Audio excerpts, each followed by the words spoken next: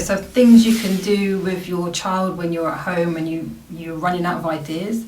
You can, if they've got hobbies and activities that they already do, maybe they do martial arts, maybe they play an instrument, you can use it as an opportunity to go over them and make it fun, get them to teach you. So pretend they're the teacher and they're teaching you, so that way you can get an understanding of how well they've learned and what they're good at.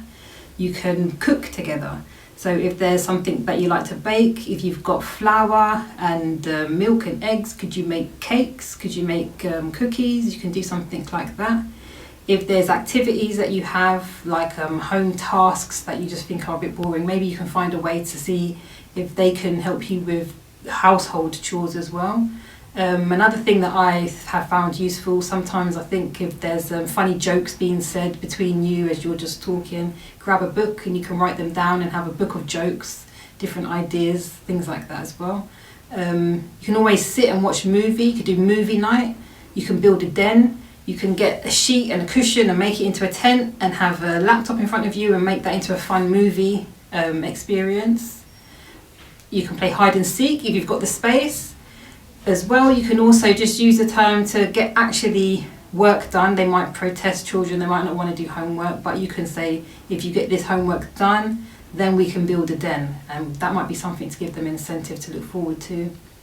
It's also a good opportunity to just talk, have a conversation, and keep it really light and informal, and see it as a bit of downtime. And actually it's a chance to just pause and reflect and appreciate family and the things that are important.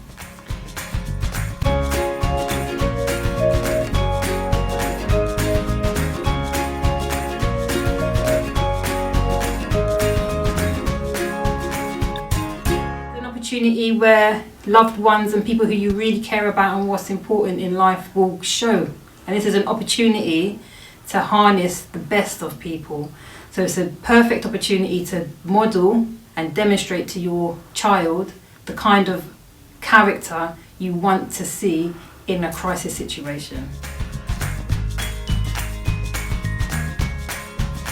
A school class might have maybe 20, 30 children in there.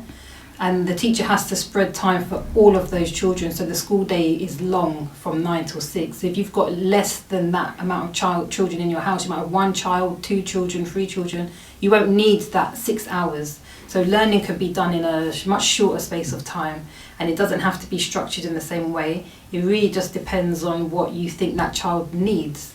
If that child has benefited from having that routine, then stick to it. If you think you can change the routine and get everything done before lunch and then play after lunchtime, then you can do that.